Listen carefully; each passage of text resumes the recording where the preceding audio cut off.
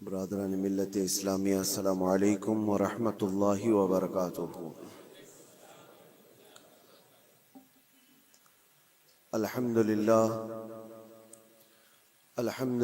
الحنان المنان الذي خلق الإنسان وعلمه البيان، والصلاة والسلام على رسوله سيد الإنس والجان وعلى آله وأصحابه ذوي الخير والإحسان، أما بعد، فأعوذ بالله من الشيطان الرجيم، بسم الله الرحمن الرحيم،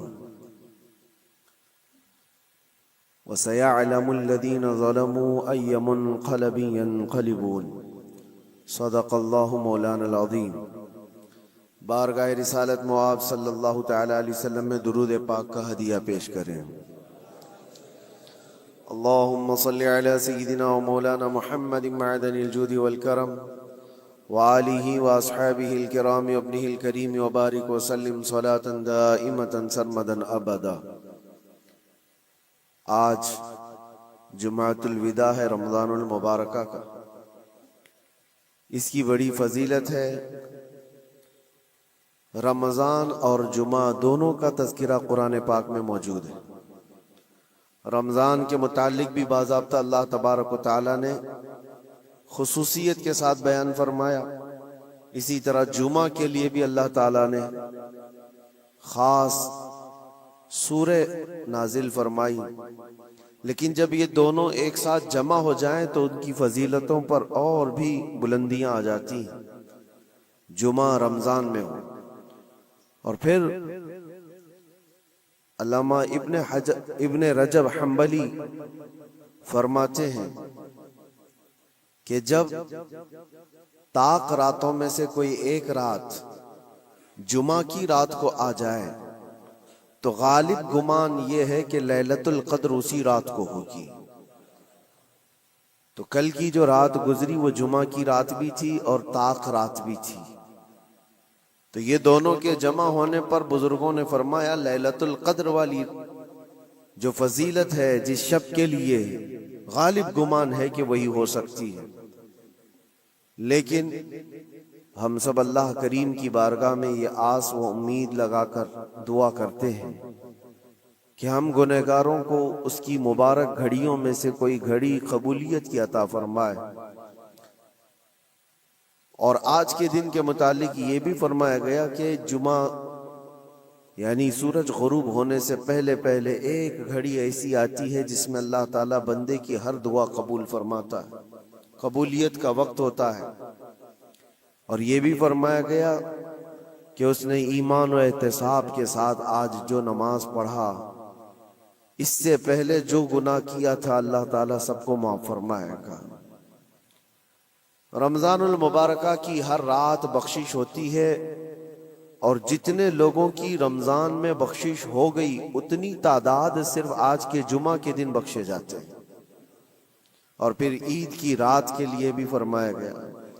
تو اب یہ چند ساعتیں رہ گئی ہیں اور چند لمحے باقی رہ گئے ہیں رمضان کو رخصت ہونے میں۔ دعا یہ کرو کہ اللہ یہ رمضان کے گزرنے سے پہلے ہم سب کی بخشش کا اعلان فرمائے۔ جو ہزاروں لوگ، لاکھوں لوگ جہنم سے آزاد ہو رہے ہیں، ان آزاد ہونے والوں میں ہمارا نام بھی مولا شامل فرمائے۔ ویسے دنیا بھر میں آج کے دن کو مسلمانوں نے یوم القدس کے نام سے منسوب کیا ہے۔ یوم القدس کے نام سے اس کو موسوم کیا ہے۔ دنیا الگ الگ ڈے مناتی ہے، mother's day, father's day, women's day, وہ پتہ نہیں کون کون سے ڈے بہت سارے منائے جاتے ہیں۔ اسلامی اعتبار سے ساری دنیا کے مسلمانوں نے رمضان کے آخری جمعہ کو القدس ڈے، یوم القدس یعنی بیت المقدس کی حفاظت والا دن قرار دیا۔ پوری دنیا آج دعاؤں میں مشغول ہے اور امت کو قدس کے متعلق اویئرنیس لانے کے لیے، ان کے اندر معلومات پیدا کیے جانے کے لیے ہر جگہ پر محفلیں ہوتی ہیں یا تقاریر ہوتی ہیں، اور ہونا بھی چاہیے کہ امت کو یہ حصہ ٹرانسفر کیا جائے۔ آج دور دراز بیٹھے ہوئے لوگ یہ سمجھتے ہیں کہ فلسطین میں جو کچھ بھی چل رہا ہے وہ ان کا علاقائی جھگڑا ہے، ان کے بارڈر کا مسئلہ ہوگا جیسے ہمارے لیے کشمیر کا مسئلہ بنتا ہے۔ ایسا نہیں ہے میرے عزیزو، یہ بہت پرانی تاریخ ہے۔ بیت المقدس جو خطہ ہے جس کو مسجد اقصی کہا گیا قرآن پاک میں، جہاں سے رسول کریم صلی اللہ تعالی علیہ وسلم کی معراج ہوئی، جس کا ذکر صاف قرآن پاک میں ہے، سبحان الذی اسری بعبدہ لیلا من المسجد الحرام الی المسجد الاقصی۔ پاک ہے وہ ذات جس نے اپنے بندے خاص کو ایک رات مسجد حرم سے جو مکہ میں مسجد اقصی تک کا سفر کرایا۔ مسجد اقصی کیا ہے؟ قرآن کہتا ہے الذی بارکنا حولہ، جس کے ارد گرد ہم نے برکت رکھی ہے، جس کے ارد گرد برکتیں رکھی گئی ہیں۔ تو مسجد اقصی یہ کل پرسوں والی، سال دو سال پہلے والی یا 100-200 سال پہلے والی مسجد کا نام نہیں ہے، یہ اتنی پرانی ہے جس کی تاریخ تقریباً 4000 سال پہلے کی۔ سیدنا ابراہیم علیہ السلام کے زمانے سے یہ آباد علاقہ، اور ایک دو نہیں ہزاروں انبیاء اکرام علیہ السلام کا وہ قبلہ رہا ہے، اور خود مسلمانوں کا بھی قبلہ اول وہی تھا، پہلے اسی کی طرف منہ کر کے نماز ادا کیا جاتا۔ اور نبی پاک صلی اللہ تعالی علیہ وسلم جب مدینہ طیبہ ہجرت فرما کر آئے تو آپ اندازہ کیجئے کہ بعثت کے 13 سال کے بعد، یعنی حضور کے اعلان نبوت کے 13 سال کے بعد حضور پاک صلی اللہ تعالی علیہ وسلم نے ہجرت فرمائی، مکہ کے 13 سال، اور پھر مدینہ جانے کے بعد وہاں 17 مہینے تقریباً 1.5 سال بیت المقدس کی طرف منہ کر کے ہی نماز پڑھی جاتی تھی، بیت المقدس کی طرف رخ کر کے ہی عبادت ہوتی۔ اور 17 مہینے کے بعد پھر وہ حکم آیا، وہ بھی میرے مصطفیٰ کریم صلی اللہ علیہ وسلم کی خواہش پر، کہ آپ ظہر کی نماز ادا کر رہے تھے اور آپ کے دل میں یہ خیال آیا کہ ہمارا قبلہ بیت المقدس کی بجائے خانہ کعبہ ہوتا تو اچھا ہوتا۔ رب تبارک و تعالیٰ کی بارگاہ میں وہ خواہش کرتے ہوئے آسمان کی طرف نماز کی حالت میں حضور دیکھ رہے تھے، چہرہ آسمان کی طرف اٹھا رہے تھے، 2 رکعت ہو چکی تھی۔ تب اللہ تعالیٰ نے قرآن کی آیت نازل فرمائی نماز کی حالت میں ہی، قد نرا تقلب وجہک فی السماء فلنولینک قبلۃ ترضاها۔ اے محبوب، ہم آپ کا چہرہ اٹھانا دیکھ رہے ہیں آسمان کی طرف، اور عنقریب آپ کو اسی طرف پھیر دیں گے جہاں آپ کی رضا ہے، آپ کی جس میں خوشی ہے۔ اور پھر فوراً آیت بھی نازل ہو گئی، فولی وجہک شطر المسجد الحرام۔ دیر کس بات کی محبوب، ابھی آپ اپنا چہرہ خانہ کعبہ کی طرف فرما لیں۔ بیت المقدس سامنے ہے تو خانہ کعبہ بالکل اپوزٹ میں۔ حضور اکرم صلی اللہ علیہ وسلم 2 رکعت کے بعد نماز کی حالت میں ہی گھوم گئے، اور اس کے بعد باقی کی 2 رکعت خانہ کعبہ کی طرف منہ کر کے پڑھائی۔ تو قبلہ تو جو بدلا وہ نبی پاک صلی اللہ علیہ وسلم کے زمانے میں 17 مہینے نماز مدینے میں پڑھنے کے بعد، لیکن اس سے پہلے بیت المقدس قبلہ اول رہا۔ بیت المقدس انبیاء اکرام کا مسکن ہے، تقریباً 30,000 کے قریب انبیاء اکرام علیہ السلام اس کے ارد گرد ہیں بیت المقدس کے، اور وہ اس کو قرآن پاک نے ارض مقدس کہا ہے۔ ارض مقدس بھی قرآن پاک میں اس کا ذکر ہے۔ مسئلہ یہ ہے کہ وہاں پر دنیا کے 3 بڑے پرانے جو ادیان ہیں ان کا وہ محور و مرکز بنتا چلا جاتا ہے، یہودیت، عیسائیت اور مسلمانوں کے لیے، سب کے لیے وہ مقدس ہے، محترم ہے، متبرک ہے۔ یہودی بھی اس کو مقدس مانتے، ان کا بھی قبلہ رہا، اور عیسائی بھی اس کو اپنا مقدس اور محترم عبادت گاہ کے طور پر دیکھتے ہیں، اس لیے کہ عیسیٰ علیہ السلام کی ولادت بھی وہاں قریب میں ہوئی بیت لحم میں، اور عیسائیوں کے لیے بھی وہ ایک مرکز کی حیثیت رکھتا ہے۔ اور یہ آسمانی مذاہب میں ایمان والے مسلمانوں کے لیے بھی وہ مقدس و متبرک ہے۔ اس کی وجہ چاہے جو بھی ہو، قرآن پاک میں اس کا ذکر ہے، اور نبی پاک صلی اللہ علیہ وسلم نے وہاں سے معراج فرمائی۔ معراج کا سفر شروع فرمایا۔ تو اس اعتبار سے تین بڑے ادیان جو دنیا کے ہیں ان میں یہ اختلاف کا مسئلہ آج سے نہیں رہا، برسوں سے رہا۔ چلیں اگر آج کوئی ہم پر یہ الزام لگاتا ہے یہ کہ مسلمانوں کا اور یہودیوں کا مسئلہ ہے، تو میرے عزیزوں فلسطین میں مسلمانوں کے آنے سے پہلے کی اگر تاریخ آپ پڑھیں گے تو یہودیوں اور عیسائیوں میں کئی جنگیں وہاں پر ہوئی، کئی جنگیں بیت المقدس کو لے کر کے۔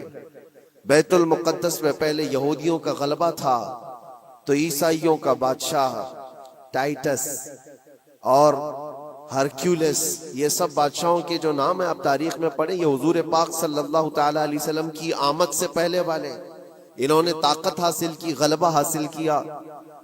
تو ٹائٹس جو بادشاہ تھا عیسائیوں کا، اس نے اتنا قتل عام کیا تھا یہودیوں کا، اتنا قتل عام کہ پورے فلسطین کی زمین خون سے بہہ رہی تھی اس زمانے میں۔ اور پھر جب یہودیوں کا غلبہ آیا تھا تو یہودیوں نے عیسائیوں کا قتل عام کیا تھا، کسی کو چھوڑا نہیں تھا۔ تو بیت المقدس کے حصول کے لیے، اس پر غلبہ حاصل کرنے کے لیے جنگیں برسوں سے چلی، بہت برسوں سے۔ پھر جب وہ دور آیا، حضور پاک صلی اللہ تعالی علیہ وسلم نے اعلان نبوت فرمایا، اسلام پوری دنیا میں پھیلنے لگا۔ پھر بھی حضور اکرم صلی اللہ علیہ وسلم کی زندگی پاک میں بیت المقدس پر، مسجد اقصی پر مومنین کا یا مسلمانوں کا وہ غلبہ نہیں تھا۔ زمانہ بیت گیا، حضرت عمر فاروق رضی اللہ تعالیٰ عنہ کا زمانہ آیا۔ جب حضرت عمر فاروق کا زمانہ آیا تو اسلامی سلطنت کی سرحدیں بہت دور دور تک پھیل گئیں۔ مصر فتح ہو گیا، ایران فتح ہو گیا، روم فتح ہو گیا، بہت سارے علاقے فتح ہو کر اسلام میں داخل ہوئے۔ تو ایک محاذ فلسطین فتح کرنے کے لیے بھی حضرت عمر فاروق کے زمانے میں بھیجا گیا، جس میں حضرت ابو عبیدہ بن جراح رضی اللہ تعالیٰ عنہ بھی موجود تھے۔ اور وہ اسلامی لشکر جب گیا تو فلسطین کو ان لوگوں نے فتح کیا۔ فلسطین جب فتح ہوا، بیت المقدس جب حاصل کیا گیا، وہ بھی تاریخ بڑی عظیم ہے میرے عزیزوں۔ وہاں اس وقت عیسائیوں کا غلبہ تھا، یہودیوں کو نکال کر پھینک دیا گیا، مار دیا گیا، جیسے بھی ان کے ہر بار ہوتے تھے۔ جب ان کا غلبہ آئے تو ان کو مارے، ان کا غلبہ آئے تو ان کو مارے، یہ جنگیں چلتی تھی۔ پھر جب اسلام آیا تو اس زمانے میں عیسائیوں کا وہاں غلبہ تھا، انہوں نے حوالے کر دیا بیت المقدس کو، مسجد اقصی کو حوالے کیا۔ تو یہ بہت بڑی خوشی کی بات تھی۔ تو اس وقت وہاں موجود صحابہ نے حضرت عمر فاروق رضی اللہ تعالیٰ عنہ کو خط لکھا کہ آپ تشریف لائیں کہ بیت المقدس فتح ہو چکا ہے۔ اور یہ مسلمانوں کے لیے ایک بہت بڑی بشارت تھی، بہت بڑی عظیم خوشخبری تھی، اور سب انتظار میں تھے کہ امیر المومنین آئیں گے تو ان کے ذریعے سے یہاں پر نماز ادا کی جائے گی۔ حضرت عمر نے خبر پاتے ہی سفر شروع فرمایا تھا، لیکن وہ کس حال میں سفر کیا تاریخ میں موجود ہے۔ وقت کا امیر المومنین جس نے محاذ پہ محاذ چھیڑ رکھے تھے اور بڑے بڑی سلطنتوں کو زیر کر دیا تھا، لیکن بیت المقدس کے فتح ہونے کی خبر پا کر جب جانا تھا تو بہت لاؤ لشکر لے کر کے نہیں نکلے، اپنے ایک غلام اور ایک گھوڑے کے ساتھ نکلے تھے مدینہ طیبہ سے۔ اور وہ بھی اس حال میں نکلے تھے کہ غلام سے طے کر لیا تھا کہ 1 میل میں اس پر بیٹھوں گا، تو چلے گا، اور 1 میل تو بیٹھے گا اور میں اس رسی پکڑ کر چلوں گا۔ یہ دونوں میں طے ہو چکا تھا۔ اس طرح سے امیر المومنین سفر کرتے ہوئے فلسطین پہنچے تھے، بیت المقدس پہنچے تھے۔ حضرت عمر فاروق رضی اللہ تعالیٰ عنہ، یہ باتیں آج اس لیے بتا رہا ہوں کہ جنہوں نے خون کا بازار گرم کر رکھا ہے، اور جو ہم پر یہ الزامات ہیں کہ تلوار کے زور پر علاقے حاصل کیے، تو حضرت عمر کی یہ سیرت بھی بتاؤ، یہ تاریخ بھی بتاؤ کہ فاتح قوم کس طرح سے جاتی ہے، اکڑ کر، لوگوں کو پکڑ کر نہیں۔ حضرت عمر جب بیت المقدس کے فتح کے بعد فلسطین آ رہے تھے، خبر مشہور ہو گئی، عیسائی بھی مسلمان بھی جو وہاں موجود تھے، سب لوگ امیر المومنین کو دیکھنے کے لیے باہر نکلے تھے۔ اتفاق ایسا تھا کہ فلسطین جب قریب تھا تو سواری پر بیٹھنے کی باری غلام کی تھی، حضرت عمر کی باری رسی پکڑنے کی تھی۔ وہ رسی پکڑ کر کے وہاں قریب پہنچے تو لوگوں نے یہ سوچا جو سواری پر بیٹھا ہے وہ امیر المومنین ہے، لوگ سب اس کے پیچھے دوڑنے لگے۔ تو وہاں موجود صحابی رسول حضرت ابو عبیدہ نے کہا، اے لوگو تم غلط فہمی میں ہو، سواری پر بیٹھا ہوا امیر المومنین نہیں، گھوڑے کی رسی پکڑا ہوا وہ امیر المومنین، وہ تو غلام ہے ان کا۔ لوگوں نے پوچھا ایسا کیسے ہو سکتا ہے، تمہارا اتنا بڑا عظیم بادشاہ، اتنا بڑا سلطان، وہ رسی پکڑ کر چل رہا ہو، کوئی غلام بیٹھا ہو؟ کہا یہی تو اسلام کا عدل ہے، فاروق اعظم کا عدل ہے۔ انہوں نے یہ طے کیا ہے کہ راستے میں دونوں برابر کے سفر میں حصے دار ہوں گے، تھوڑا آرام تم کرو گے، تھوڑا آرام ہم کریں گے۔ ان اخلاق کو دیکھ کر موجود کئی لوگوں نے اسلام قبول کیا تھا۔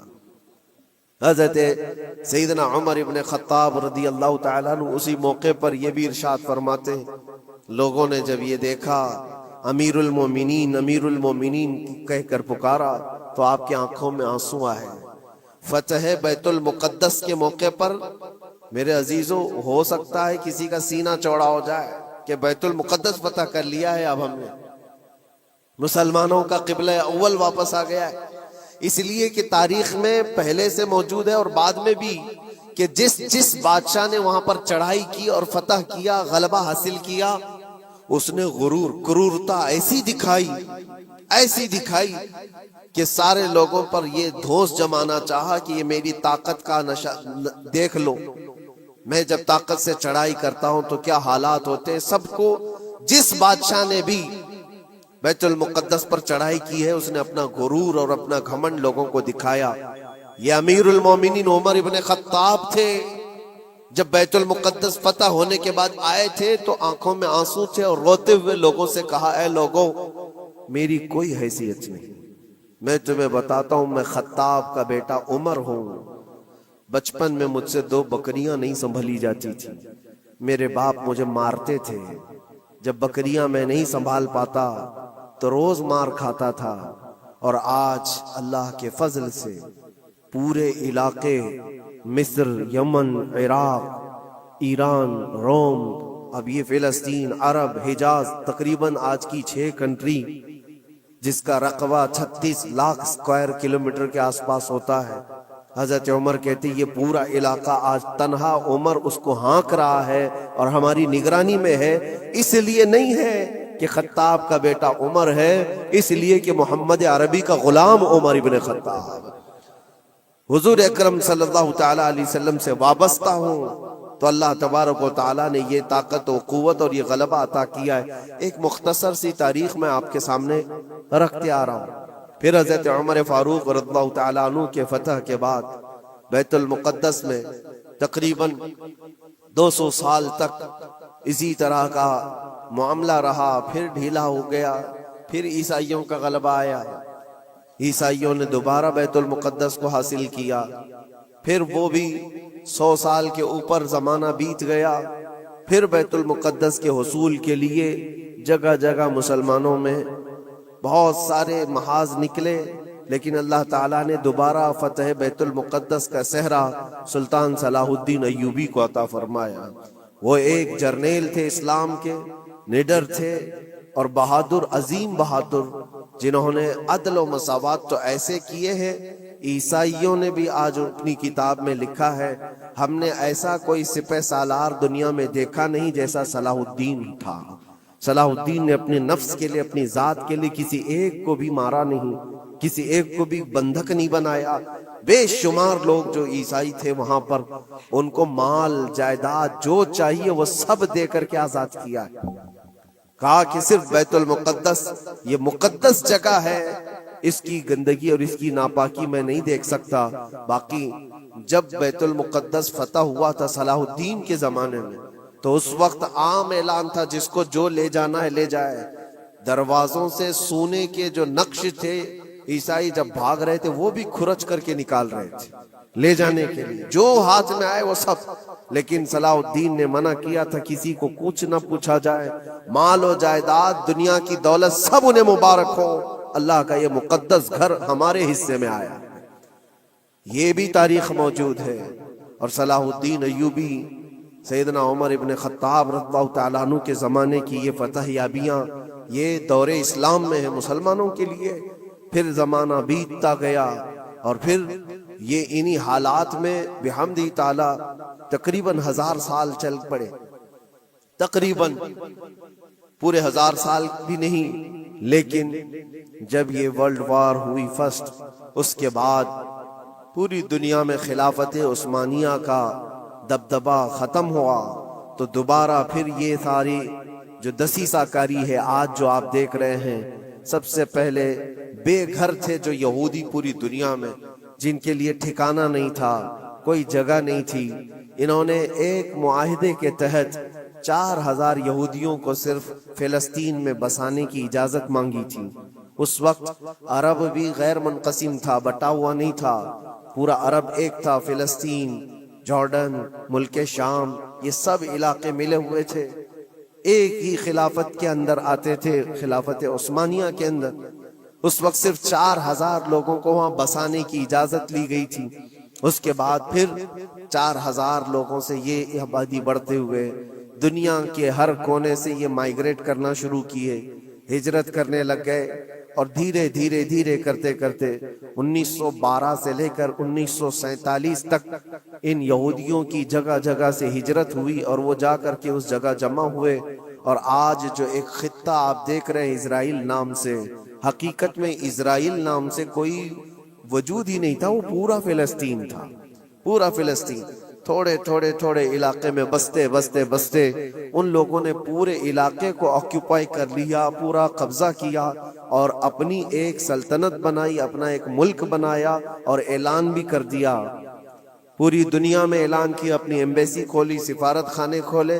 لیکن حیرت کی بات ہے کہ فلسطین کو ایسا دبا دیا گیا، اب اس کی اپنی کوئی حکومت نہیں، اس کی اپنے کوئی اختیارات نہیں. وہ نام کے لیے ایک علاقے میں بس سمٹ گئی ہے. اور ایک چھوٹا سا علاقہ اب بچ گیا ویسٹ بینک کا اور غزہ کا، جہاں آج لڑائیاں ہو رہی ہیں، جہاں بم بارود برسائے جا رہے ہیں. یہ تھوڑا سا علاقہ بچا رہ گیا ہے. میرے عزیزو، یہ ایک تاریخ ہے جو میں آج آپ کو منتقل کر رہا ہوں، اس لیے کہ نئے بچوں کو، نئی جنریشن کو تاریخ سے بہت کم دلچسپی ہے. یہ انٹرنیٹ کی دنیا میں رہنے والے لوگ، آپ یہ بات یاد رکھیں، یہ وراثت کے طور پر ہم نے آج تک منتقل ہوتی آئی. تاریخ اس لیے بتا رہا ہوں کہ وہاں پر جو جھگڑا ہے، وہاں پر جو حالات بنے ہوئے ہیں، وہ آج کل کے نہیں ہیں، صدیوں سے موجود ہیں، کئی سینکڑوں سالوں سے موجود ہیں. اور اللہ کے نبی صلی اللہ علیہ وسلم کی ایک بشارت بھی سنا کر جاتا ہوں. نبی پاک صلی اللہ علیہ وسلم نے فرمایا، میری امت میں ایک جماعت ایسی رہے گی قیامت تک جو بیت المقدس کی حفاظت کے لیے لڑتی رہے گی، اور ان کے مخالفین کا دھوکہ دینا، ان کے مخالفین کا ان پر حملہ کرنا ان کو کچھ نقصان نہیں دے گا، وہ ایمان پر ویسی ہی جمے رہیں گے. یہ حضور پاک کی بشارت ہے. نبی پاک صلی اللہ علیہ وسلم نے فرمایا ہے کہ وہ دمشق یا بیت المقدس کے آس پاس لوگ ہوں گے، اپنی جانوں کا نذرانہ دیتے. اور حضور نے یہ جب گارنٹی دے دی تو پھر کہنے کی کیا بات ہے. حضور نے فرمایا قیامت تک وہ جماعت حق پر قائم رہے گی. کسی اور کے لیے اتنی گارنٹی ملتی ہے؟ حدیث پاک میں حضور نے فرمایا ان کے لیے وہ ایک جماعت ایسی ہوگی قیامت تک وہ حق پر قائم رہیں گے، حق پر قائم رہیں گے بیت المقدس کی حفاظت کے لیے. آج ان لوگوں کے حالات دیکھتے ہیں ہم. پھر میں آپ کو ایک آیت جو شروع میں پڑھا عرض کیے دیتا ہوں. رب تعالیٰ فرماتا ہے وَسَيَعْلَمُ الَّذِينَ ظَلَمُوا أَيَّ مُنْقَلَبٍ يَنْقَلِبُونَ. ان قریب ظلم کرنے والے یہ دیکھیں گے کہ اللہ ان کو کس کھائی میں گراتا ہے، کس پلٹی وہ پلٹیں گے. وہ انجام آئے گا، کسی بھی ظالم کو چھوڑا نہیں گیا ہے. ظلم کی انتہا ہو گئی، ظلم کی انتہا ہو گئی. حیرت ہوتی ہے یہ دنیا آج جو نیوٹرل بنتی ہے، سیکولر بنتی ہے، ان کی زبانوں میں کیا دہی جم گیا ہے. ان چھوٹے سے بچوں کی موت پر کوئی دو جملے بولنے کو تیار نہیں، صرف اس لیے کہ مسلمان ہیں، صرف اس لیے کہ وہ ایمان والے ہیں. میرے عزیزو، دنیا میں کہیں کسی کی ظلمن موت ہو جائے تو ساری میڈیا چیختی ہے، چلاتی ہے. اور آج جہاں 49,000 لوگوں کو قتل کر دیا گیا، مار دیا گیا، ان کا قصور کیا تھا بتائیں؟ ان کا قصور کیا ہے؟ جنگ جس سے چل رہی ہے اس جماعت کا تو کوئی نشانی نہیں ملتا. جس جماعت کے ساتھ، جس تحریک کے ساتھ، جس تنظیم کے ساتھ یہودیوں کی جنگ چل رہی ہے، اس تنظیم کا کون مر رہا ہے، اس تنظیم کے کتنے لوگ مارے جا رہے ہیں، اس کا کوئی حساب نہیں. لیکن سیویلینز جو وہاں کے بچے ہیں، عورتیں ہیں، بوڑھے ہیں، ان میں سے تقریباً 50,000 لوگ شہید ہو چکے، جس میں سے تقریباً 15,000 کے آس پاس تو بچے ہیں، چھوٹے سے بچے ہیں. کلیجہ منہ کو آتا ہے یہ ساری باتیں دیکھ کر کے، سن کر کے. میرے عزیزوں، جگر رکھنے والا دنیا کا کوئی بھی انسان جس کے اندر تھوڑی انسانیت باقی ہو، وہ یہ تمام مناظر کو دیکھ کر کے ویرودھ تو ضرور کرے گا. اور اگر یہ باتیں بھی ہم کو یہاں کہنے میں کسی کو ایسا لگتا ہے تو میں اس کی پرواہ نہیں کرتا. ایمان جب تک ہے ہم بولتے رہیں گے. جہاں لوگوں کی جانیں چلی جا رہی ہوں اور تم کہتے ہو کہ یہ حالات صحیح نہیں ہو بولنے کے لیے، تو پھر ایسی بزدلی میں جی کر کے بھی مطلب نہیں، مر جانا ہی بہتر ہے. کس لیے جی رہے ہیں؟ حق کو حق نہ کہا جائے، ظلم کو ظلم نہ کہا جائے. کیا اتنے بھی زیادہ بزدلی آ گئی ہے؟ میرے عزیزوں، آپ کو بتانے کا مقصد یہ ہے. مجھے پتا ہے لوگوں کو یہ بھی لگتا ہے کہ یہاں بیان کر کے مطلب کیا ہے؟ فلسطین میں ظلم ہو رہا ہے، بچے مارے جا رہے ہیں، یہاں بیان کر کے کیا مطلب ہے؟ یہ تھوڑی نہ وہاں جائیں گے مدد کرنے کے لیے. لیکن میرے عزیزوں، فزیکلی آپ جا تو نہیں سکتے، لیکن اس سے بہت ساری عبرتیں، بہت سارے سبق تم سیکھ سکتے ہو. تم سردی بخار پر آئیں کائیں کرنے لگ جاتے ہو، جن کے گھروں پر روز بم بارود ہو، ان لوگوں کو دیکھو کبھی تو آج بھی الحمدللہ کہتے ہیں. ایک خاتون کو دیکھا جس کے 4 بیٹے شہید ہو گئے، 4 بیٹے شہید ہو گئے. عورتوں میں وہ بیان کر رہی ہے، بڑا بیٹا 27 سال کا، دوسرا بیٹا 25 سال کا، تیسرا 23 سال کا. اس طرح سے عمر جوانی، بھری جوانی میں جس کے 4 لڑکے شہید ہوئے. آنکھوں میں آنسو کچھ نہیں. کسی نیوز رپورٹر نے کہا کہ 4 بیٹے تیرے اتنی بھری جوانی میں مارے گئے، تجھے غم نہیں کسی بات کا؟ کیا بہترین جواب دیتی وہ خاتون، کہتی ہے جس کا ہر بیٹا جنت میں پہنچ چکا ہو اسے غم کس بات کا؟